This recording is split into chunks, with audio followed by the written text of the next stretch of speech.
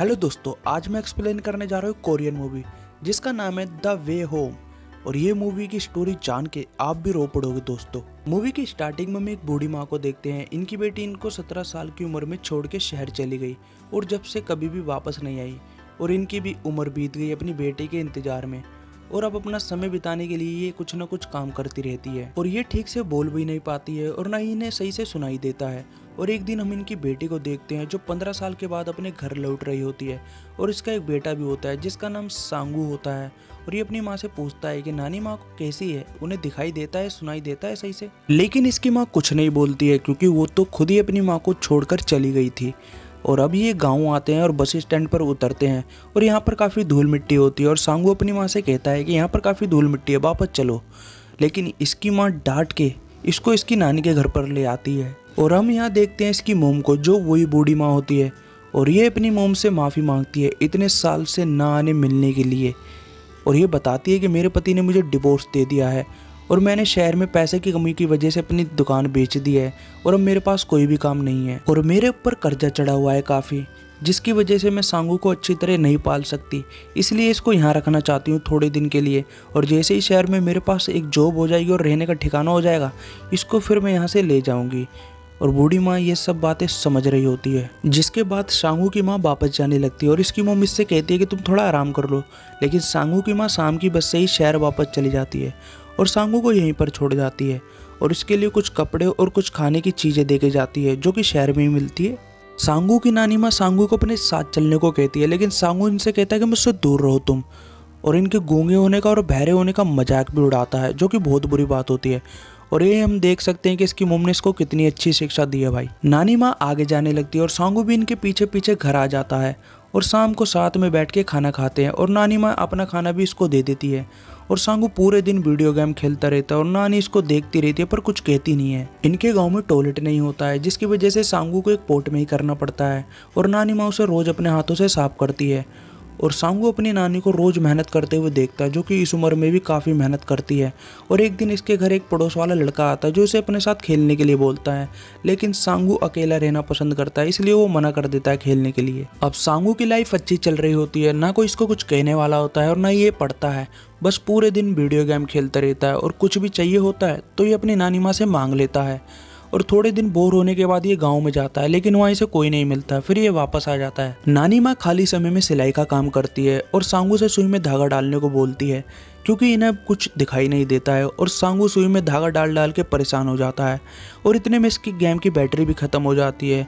जिसके बाद ये अपनी नानी के पास जाके बैटरी के लिए पैसे मांगता है।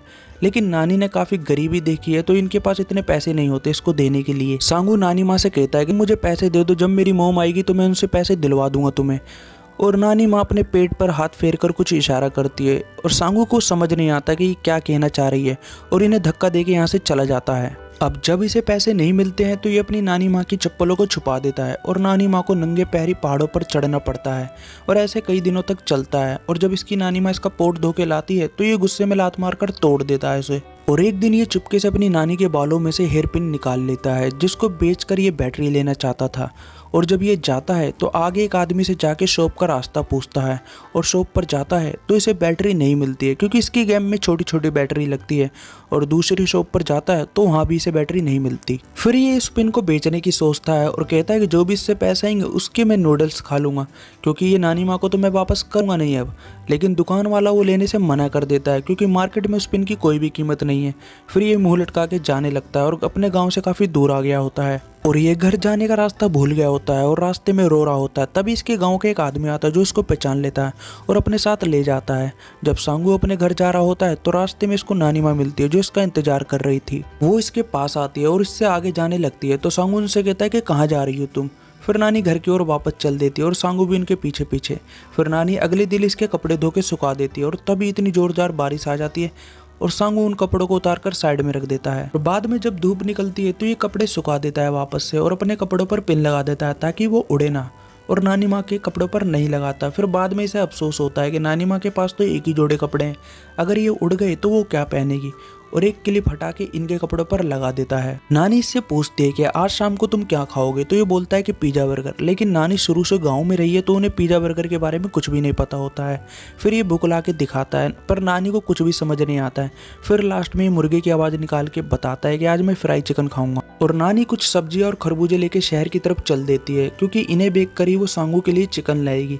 और जब शहर से आती है तभी बीच में बारिश हो जाती है और नानी माँ भीग जाती है और काफ़ी मेहनत करके इसके लिए चिकन बनाती है। सांगू नानी का इंतजार करके सो गया होता है। नानी आती है, इसको उठाती है और खाने को देती है और नानी को उम्मीद रहती है कि इसको खाना अच्छा लगेगा। और जब ये खाता है तो ये खाने को फेंक देता है क्योंकि इसको तो फ्राई चिकन चाहिए होता है जो शहर में मिलता है, ना कि ये उबला हुआ चिकन। और ये बहुत तेज तेज रोने लग जाता है और नानी माँ काफ़ी उदास होती है क्योंकि इतने मन से उसके लिए चिकन बनाया था। और नानी माँ बिना खाए सो जाती है। और जैसे ही रात बीतती है तो सुबह सांगू को काफ़ी तेज़ भूख लग रही होती है और वो उस चिकन को खाने लगता है क्योंकि वो उसको टेस्टी लगता है। फिर ये अपनी नानी माँ को देखता है जिन्हें काफ़ी तेज़ बुखार चढ़ा होता है क्योंकि शहर से आते वक्त कल रास्ते में भीग गई थी। फिर ये इनके सर पर गीली पट्टी रखता है और रात का खाना गर्म करके इनके लिए लाता है। और तब ये देखता है कि नानी ने बालों में एक चम्मच लगा रखी होती है जिसको देख के नानी की पिन वापस कर देता है। यहाँ से फिर ये गांव में खेलने जाता है जहाँ पर इसको एक लड़की मिलती है जो खाने के खाली पैकेटों से खेल रही होती है और सांगू इसको पहली नज़र में पसंद करने लगता है। अगले दिन नानी और सांगू बाजार जाते हैं। घर में उगी सब्जी को बेचकर ये कुछ पैसे कमा पाते हैं। बस स्टैंड पर काफ़ी देर हो जाती है पर बस नहीं आती, इसलिए इनको बाजार पैदल ही जाना पड़ता है। और नानी अपनी सब्जियाँ बेचने लगती है और सांगू उनको दीवार के पीछे खड़ा होकर देखने लगता है। और हम देख पाते हैं कि नानी कितनी मेहनत करती है पैसे कमाने के लिए। सारी सब्जियां तो आज नहीं बिकती है पर जितनी भी बिकती है उन पैसों से सांगू को एक जोड़ी जूते दिलवाती है और होटल में ले जाके इसको इसके मनपसंद का खाना खिलवाती है और खुद पानी पीती है ताकि थोड़े बहुत पैसे बच जाए। और यहीं बाहर एक बैटरी की दुकान होती है जहाँ हर तरह की बैटरी मिलती है और सांगू को पता होता है कि गेम की बैटरी यहाँ मिल जाएगी पर सारे पैसे खत्म हो चुके होते हैं तो इसलिए ये जिद नहीं करता। फिर दोनों घर जाने लगते हैं और जब ये बस में चढ़ते हैं तो बस का ड्राइवर नानी को जानता था और वो नानी माँ से कहता है कि तुम्हारी फ्रेंड की तबीयत आजकल ठीक नहीं रहती है, जरा जाके उनसे मिल लेना, वो तुम्हें बुला रही थी। जब नानी माँ जा रही होती है तभी वो उस सांगू से इशारे में पूछती है कि तुम्हें खाने के लिए क्या चाहिए। तभी बस में एक बच्चा चोकोबाइट खा रहा होता है तो सांगू कहता है कि वो खाना है और नानी माँ उसके रेपर को उठा के अपनी फ्रेंड के पास चली जाती है क्योंकि नानी को पता नहीं होता है कि चोकोबाई को क्या कहते हैं। और ये यहाँ पर अपनी फ्रेंड से मिलती है तो इनकी फ्रेंड की तबीयत आजकल ठीक नहीं रहती है और नानी माँ अपनी फ्रेंड को रेपर दिखाती है चोकोबाइट का और वो इनके लिए कुछ चोकोबाइट पैक कर देती है।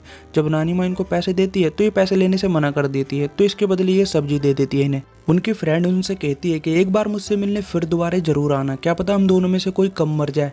और नानी ये सुनकर मुस्कुराते हुए बस की तरफ चल देती है। वहीं हम देखते हैं कि सांगू उस गांव वाली लड़की के बगल में बैठा होता है और वो अपनी नानी माँ से कहता है कि मैं अकेला जाऊंगा, तुम इस बस में मत आओ। और नानी माँ बस के बाहर ही खड़ी रहती है और बची हुई सब्जियां सांगू को साथ ले जाने को कहती है क्योंकि उनका वजन काफ़ी ज़्यादा होता है। लेकिन सांगू मना कर देता है सब्जियां ले जाने से और नानी स्टेशन पर रह जाती है। और बस में हम देखते हैं कि वो लड़की सांगू से बात नहीं कर रही होती है क्योंकि वो अपने बगल में बैठे हुए लड़के से बात कर रही थी। सांगू चुप है और घर पर आकर नानी माँ का इंतजार करने लगता है लेकिन काफ़ी देर हो जाती है, नानी माँ नहीं आती है। फिर ये ढूंढता हुआ नहीं स्टेशन पर वापस आता है। कई बस आती है पर नानी माँ किसी में भी नहीं होती है। फिर कुछ देर के बाद नानी माँ पैदल आ रही होती है क्योंकि वहाँ से आने वाली गाँव वो लास्ट बस थी। और ये नानी माँ के पास आता है और उनसे सब्जियाँ ले लेता है और नानी माँ अपने पेट पर हाथ फेर कर कुछ इशारा करती है। सांगू समझ नहीं पाता कि ये क्या कहना चाह रही है। फिर ये अगले दिन उस लड़की के पास खेलने जाता है गांव में, पर वो लड़की इसे नहीं मिलती, उसका दोस्त मिल जाता है और सांगू उससे कहता है कि भागो, तुम्हारे पीछे गाय पड़ी है तुम्हें मारने के लिए। और वो इतनी तेजी से भागता है वो गिर जाता है, उसे चोट आती है, वो पीछे मुड़ के देखता है पर कोई गाय नहीं थी और सांगू ने इसे उल्लू बनाया था। और ये सांगू पर काफ़ी गुस्सा करता है और सांगू यहाँ से भागते हुए आगे जाता है तो उसे वही लड़की मिलती है और वो कहती है कि मैं तुम्हें ही तो ढूंढ रही थी। और सांगू ये सुनकर काफ़ी खुश होता है और दिन रात खुश रहता है भाई, मतलब सोता ही नहीं है। और बाल भी काफ़ी बड़े हो चुके होते हैं तो नानी से कहता है कि नानी मेरे कुछ बाल काट दो। और जब ये बाल काट रही होती है नानी माँ तो इसे नींद आ जाती है। और बाद में जब नानी माँ इसको उठाती है तो ये काफ़ी गुस्सा होता है अपने बालों को देखकर और नानी माँ से कहता है कि तुमने मेरे बाल कुछ ज़्यादा ही छोटे कर दिए आगे से, और मैं उस लड़की के आगे कैसे जाऊँगा। और अपने बालों को छुपाने की कोशिश भी करता है और कपड़ा भी बांधता है। उसी कपड़े में नानी माँ कुछ सामान लेकर एक बीमार आदमी के पास जाती है इसको लेके। और ये वही आदमी होता है जिसने सांगू को रोड पर रोते हुए देखा था और घर पर छोड़ा था। और ये नानी माँ से कहता है कि मैं मरना चाहता हूँ, मैं अपने आसपास के लोगों पर बोझ बन चुका हूँ। पर नानी माँ कहती है ऐसी कोई बात नहीं और इसे कुछ खाने के लिए देती है और इसकी अच्छी सेहत के लिए प्रार्थना करती है भगवान से। अगले दिन सांगू अपने खिलौने पैक करके बैग में शहर की तरफ जा रहा होता है और नानी माँ इसको इसकी गेम भी देती है, पर यह लेने से मना कर देता है क्योंकि उसमें बैटरी नहीं थी। पर नानी माँ चुपके से इसके बैग में रख देती है और ये अपने खिलौनों को बेचकर एक वाइट कलर का टेडी बियर लाता है और रास्ते में आते वक्त एक ढलान से खेलने की सोचता है और लेकिन मस्ती करते हुए इसको चोट लग जाती है और लंगड़ाते हुए अपने घर की ओर जा रहा होता है। तभी इसके पीछे गाय पड़ जाती है और वो कल वाला लड़का आके इसको बचा लेता है। सांगू वीडियो गेम खोल के देखता है तो उसमें कुछ पैसे निकलते हैं जो नानी माँ ने रखे थे बैटरी लेने के लिए और सांगू ये देखकर काफ़ी इमोशनल हो जाता है और घर आता है तो नानी माँ इसका इंतजार कर रही होती है, जिन्हें देख सांगू काफ़ी तेज रोने लगता है क्योंकि वो अपनी नानी को पसंद करने लगा था। और उनके घर पर एक लेटर आया हुआ होता है जो उसकी मोम ने भेजा था, जिसमें लिखा था कि मैं तुम्हें लेने आ रही हूँ कुछ दिन में। सांगू अपनी नानी माँ को कुछ लिखना सिखा रहा होता है लेकिन ये उनसे नहीं हो पाता और रोते हुए सांगू कहता है कि अगर तुम बीमार हो गई तो मुझे कैसे पता चलेगा, अगर ये तुमसे नहीं हो पाता तो तुम मुझे खाली चिट्ठी भेज देना, मैं समझ जाऊँगा। उस रात सांगू सोता नहीं और काफ़ी सारे लेटर लिखता है जिससे नानी माँ अगर कभी बीमार हुई तो वो उसे भेज सके लेटर। और अगली सुबह इसकी मोम आती है इसे लेने और वो अपनी माँ से कहती है कि तुम अपना ख्याल रखना, अगली बार जब मैं आऊँगी तो तुम्हारे लिए कुछ गर्म कपड़े लेके आऊँगी। सांगू यहाँ पर बिल्कुल चुप खड़ा रहता है और जाते वक्त सारे लेटर अपनी नानी माँ को देता है। नानी माँ विंडो पर हाथ मारकर सांगू को देख रही होती है लेकिन सांगू उनकी तरफ नहीं देखता क्योंकि वो नहीं चाहता कि उसके जाने के बाद नानी माँ उसकी चिंता करे और परेशान हो, और बस आगे जाती है और काफ़ी हिम्मत करके सांगू उनको देखता है और अपने पेट पर भी हाथ फेर रहा होता है जैसे नानी माँ फेरती थी। जिसके बाद नानी माँ अपने घर की ओर वापस जाने लगती है और मूवी यहाँ पर खत्म हो जाती है। बस मूवी में हमको एक चीज़ का पता नहीं चला कि नानी माँ अपने पेट पर हाथ फेर कर क्या कहना चाहती थी। और दोस्तों आपको बता दूं, इस मूवी को काफ़ी सारे बड़े बड़े अवार्ड मिले हैं।